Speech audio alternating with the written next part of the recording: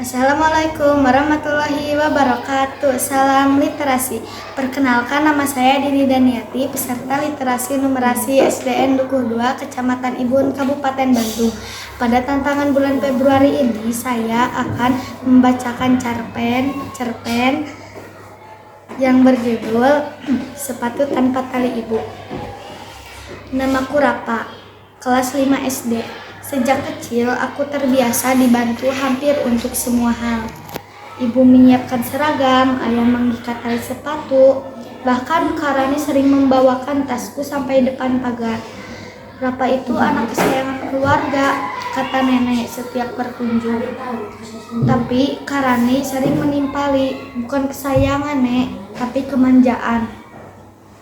Aku tidak pernah merasa itu masalah bagiku. Hidup memang seharusnya mudah. Tugasku hanya sekolah dan bermain. Setiap pagi aku tinggal memanggil, "Bu, bajuku mana?" Atau, "Bu, tolong isi botol minum."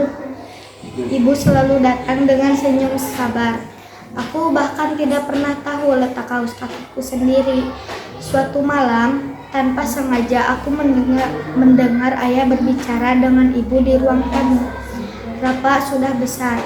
Kalau terus dimanja, nanti dia kesulitan sendiri," kata ayah pelan. Ibu menghela napas. "Iya, besok kita mulai ajari pelan-pelan." Aku pura-pura tidak peduli. Dalam hati, aku yakin besok semuanya akan tetap sama. Ternyata aku salah. Pagi harinya, tidak ada suara ibu membangunkanku. Tidak ada seragam rapi di kursi. Tidak ada sepatu yang sudah terikat talinya. Aku berteriak panik, "Bu, kok belum disiapkan?" Ibu menjawab dari dapur, "Mulai hari ini, Rapa coba urus sendiri ya." Aku kesal sekali.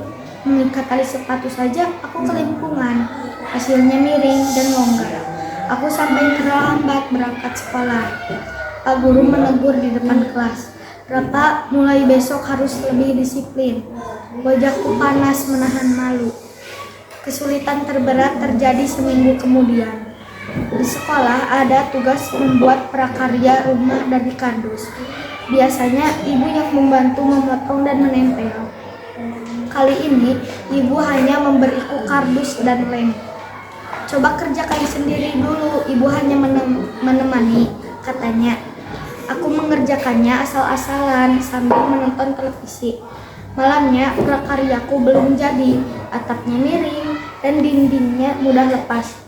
Aku mulai panik. "Bu, tolong bantu dong, besok harus dikumpulkan." Renyahku ibu menggeleng lembut. Rapa harus bertanggung jawab dengan tugasnya. Aku marah. Ibu jahat. Dulu ibu selalu membantu. Aku mengunci diri di kamar sambil kesal. Tapi waktu terus berjalan, jam sudah menunjukkan pukul 10 malam. Akhirnya, aku memaksakan diri menyelesaikannya sendiri. Dengan tangan gemetar dan mata ngantuk. Keesokan harinya, di kelas, prakaryaku menjadi yang paling berantakan. Saat Pak Guru berkeliling memeriksa, ia berhenti lama di mejaku. "Ini dikerjakan siapa, Rapa?"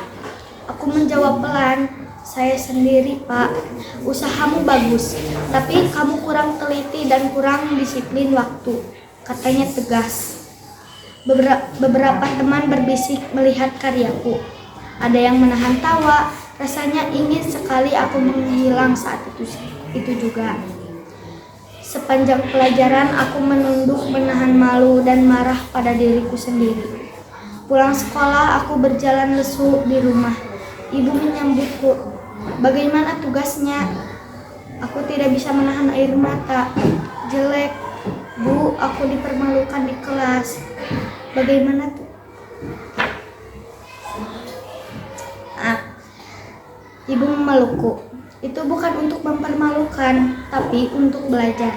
Kalau Rapa mau berubah, Ibu akan menemani, bukan menggantikan." Sejak hari itu, aku mulai mencoba sungguh-sungguh. Aku membuat jadwal sendiri di dinding kamar. Bangun jam 5, merapikan tempat tidur, menyiapkan buku, dan belajar setengah jam. Tidak selalu berhasil. Pernah aku lupa membawa buku PR karena tidak mengecek tas. Pernah juga seragamku basah karena salah menjemur. Setiap kesalahan membuatku hampir menyerah. Suatu sore, aku berkata pada ibu, "Bu, ternyata jadi mandiri itu capek sekali." Ibu tersenyum, "Memang capek, tapi Rafa akan jadi kuat." Aku belajar mengikat tali sepatu sampai rapi, belajar menyetrika pelan-pelan, dan menyiapkan sarapan sederhana. Setiap hal kecil terasa seperti kemenangan. Beberapa bulan kemudian, ada tugas prakarya lagi. Kali ini aku mengerjakannya jauh-jauh hari. Aku menggambar rancangan sendiri, memotong kardus dengan hati-hati, dan menyelesaikannya tanpa disuruh. Saat dikumpulkan, Pak Guru tersenyum. "Ini bagus sekali, Rafa jauh berbeda dari yang dulu." Dadaku terasa hangat. Pulang sekolah, aku berlari menemui ibu. "Bu, tugasku dipuji." Ibu memeluk erat. Ibu bangga. Bukan karena hasilnya, tapi karena usahamu. Sejak itu, aku benar-benar berubah. Aku tidak menunggu dilayani. Aku merasa lebih percaya diri dan tidak mudah panik. Kini, setiap pagi saat mengikat tali sepatu sendiri, aku teringat masa ketika aku sangat manja.